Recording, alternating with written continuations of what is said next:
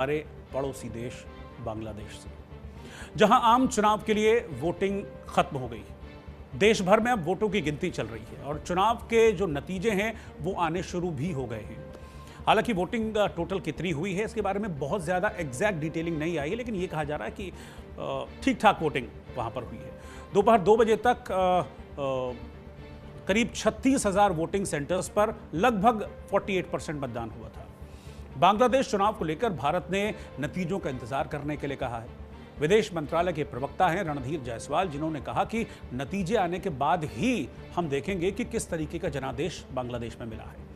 Voting के दौरान हालांकि कई जगहों पर झड़पें हुई। खुलना में एक वोटिंग सेंटर के बाहर जमाते इस्लामी के कार्यकर्ताओं के साथ झड़प हुई, जिसमें एक बीएनपी कार्यकर्ता मोहिबुज्जमान कोची की मौत हो गई। दूसरी तरफ मुंशीगंज 3 और गोपालगंज सदर इलाके में वोटिंग सेंटर्स के बाहर देसी बॉम्ब तक फेंके गए। गोपालगंज सदर इलाके में जो धमाका हुआ इसमें 3 लोग घायल भी हुए। तो ये जो वोटिंग चल रही थी, जो प्रोसेस चल रहा था वोटिंग का, मतदान का, उसके दौरान की घटनाएं हैं। हालांकि अभी अब काउंटिंग का काम चल रहा है, यानी कि वोटों की गिनती का काम चल रहा है और वोटों की गिनती के बाद जो नतीजे आएंगे वो भी मैं आपको आगे बताऊंगा। दरअसल बांग्लादेश चुनाव में अब आप एक ब्रेकिंग न्यूज इस वक्त आ रही है बांग्लादेश चुनाव से जुड़ी हुई, और बड़ी खबर यह है कि जमात पर बीएनपी भारी पड़ती हुई दिख रही है। जैसा कि मैंने कहा भी था कि जब तक मैं इस चैप्टर पर पहुंचूंगा कुछ ना कुछ नतीजे सामने आएंगे, और अब तक 9 सीटों के नतीजे सामने आ गए हैं। बीएनपी ने 8 सीटों पर जीत दर्ज की है। तो इस वक्त की ब्रेकिंग न्यूज मैं आपको बता रहा हूं। बीएनपी मतलब खालिदा जिया की पार्टी, बीएनपी मतलब तारिक रहमान की पार्टी, और जमात के खाते में अब तक सिर्फ 1 सीट गई है। वही जमात जिसके लिए कहा जाता है कि वो बांग्लादेश में कट्टरपंथ की स्थापना के लिए काम कर रही है। बांग्लादेश में हर चीज कुरान के हिसाब से चले, कट्टरपंथ के हिसाब से चले, उसके लिए काम कर रही है। लेकिन बीएनपी अभी फिलहाल लीड करती हुई नजर आ रही है। बीएनपी जो अभी तक 9 नतीजे सामने आए हैं, उन 9 में से 8 सीटों पर बीएनपी यानी कि तारिक रहमान की पार्टी ने जीत हासिल की है। तो नतीजे आने शुरू हो गए हैं और नतीजे फिलहाल बीएनपी के पक्ष में जाते हुए दिख रहे हैं। क्योंकि अगर आप देखिए, मैं कंपैरिजन अगर यहां कर रहा हूं, मैं बीएनपी को रखूं एक तराजू के पलड़े में और दूसरे में मैं जमात को रखूं, तो बीएनपी जमात से कहीं बेहतर नजर आएगी। हालांकि बीएनपी भी मैं ये नहीं कहूंगा कि बहुत ज्यादा प्रो इंडिया है, लेकिन जितना जमात एंटी इंडिया है उतना बीएनपी एंटी इंडिया नहीं है। तो इसलिए अगर बीएनपी आती है तो जैसे रिश्ते भारत और बांग्लादेश के बीच में शेख हसीना के टाइम पर रहे थे, उन रिश्तों की दिशा में एक प्रयास किया जा सकता है। फिलहाल मैं आपको वॉल पर लेकर चलता हूं और आगे की डिटेलिंग बताता हूं कि बांग्लादेश में जो चुनाव हुए हैं कुल कितनी सीटें थी, कितने उम्मीदवार रहे और किन किन के बीच में मेन टक्कर रही है, और बांग्लादेश का जो चुनावी इतिहास है वो क्या रहा है। तो बहुमत का आंकड़ा 151 है। वो 151 इसलिए है क्योंकि बांग्लादेश का जो चुनाव हो रहा है उसमें कुल 300 सीटें हैं और उसका सिंपल फार्मूला होता है हाफ प्लस 1।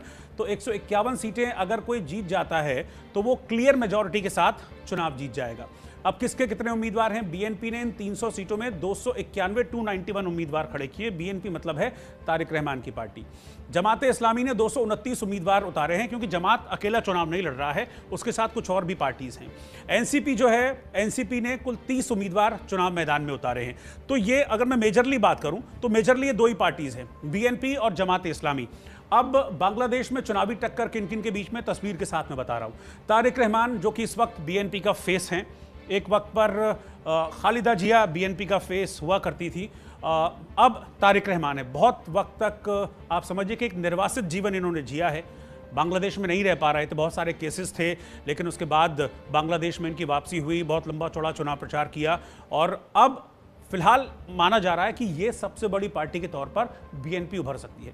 दूसरा है एनसीपी, नाहिद इस्लाम की पार्टी है, जैसा कि मैंने आपको बताया था 30 सीटों पर ये भी चुनाव लड़ रहे हैं। और तीसरे हैं शफीकुर रहमान, जो कि जमाते इस्लामी के सर्वे सर्वा है, लेकिन जमाते इस्लामी मतलब कट्टरपंथ। तो बांग्लादेश में अगर मैं कहूँ, मैं बीच की तस्वीर को अगर छोड़ भी दूँ, मैं इन 2 तस्वीरों का जिक्र करूँ, ये तारिक रहमान और दूसरे हैं शफीकुर रहमान।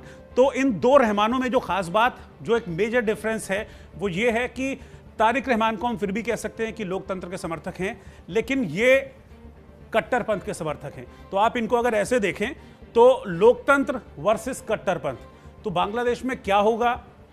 लोकतंत्र की वापसी होगी या फिर कट्टरपंथ हावी रहता है, ये देखना थोड़ा सा दिलचस्प होगा। बांग्लादेश की सियासत को मैं जरा बताता हूं कैसे रही है बांग्लादेश में अब तक सियासत। 1971 से 1990 के बीच में तख्ता पलट रहा, सैन्य प्रभाव बहुत सारे देखने को मिले, बहुत अस्थिरता वहाँ की जो पॉलिटिक्स है, राजनीति है, उसमें देखने को मिली। 1991 के बाद अवामी लीग यानी कि शेख हसीना की पार्टी जो इन चुनावों में हिस्सा नहीं ले पाई है, नहीं लेने दिया गया, बल्कि ये कहना ज़्यादा ठीक रहेगा। तो अवामी लीग और बीएनपी के बीच मुख्य लड़ाई 1991 के बाद वहाँ पर देखी गई। 2007 से 2009 के बीच में सेना समर्थित सरकार रही, क्योंकि जैसा पाकिस्तान में होता है लगभग काफ़ी कुछ वैसा ही बांग्लादेश की सियासत में भी होता है कि सेना का कुछ ना कुछ टेक, कुछ ना कुछ से सरकार में रहता है, उसका एक असर रहता है। 2009 से 2024 के बीच में शेख हसीना की स्थिर और सरकार रही और लंबे समय तक सत्ता में रही, यानी कि आप कैलकुलेट कर लीजिए 14 साल इधर और 1 साल इधर, 15 साल शेख हसीना की सरकार रही जिसने बांग्लादेश को स्थिरता में लेकर आया। और यही वो दौर था, यही वो एरा था जब ये कहा गया कि बांग्लादेश एक ऐसा कंट्री के रूप में उभर रहा है जो डेवलप हो रहा है और पॉजिटिवली चीज़ें बांग्लादेश में हो रही हैं। ये वो वक्त था 2009 से 2014 के बीच का। लेकिन अगस्त 2024 ये वो तारीख है जिसके बाद बांग्लादेश में बिल्कुल डाउनफॉल शुरू हो गया और जो 2009 से 2024 के बीच में लोकतंत्र था वो कट्टरपंथ की ओर चलना शुरू हो गया। शेख हसीना के सत्ता छोड़ने के बाद मोहम्मद यूनुस सत्ता में आए, जिनको राष्ट्र प्रमुख बनाया गया। यह सोचकर बनाया गया था कि भाई इनको शांति का नोबेल पुरस्कार मिला है मोहम्मद यूनुस को, तो ये शांति के लिए काम करेंगे बांग्लादेश में।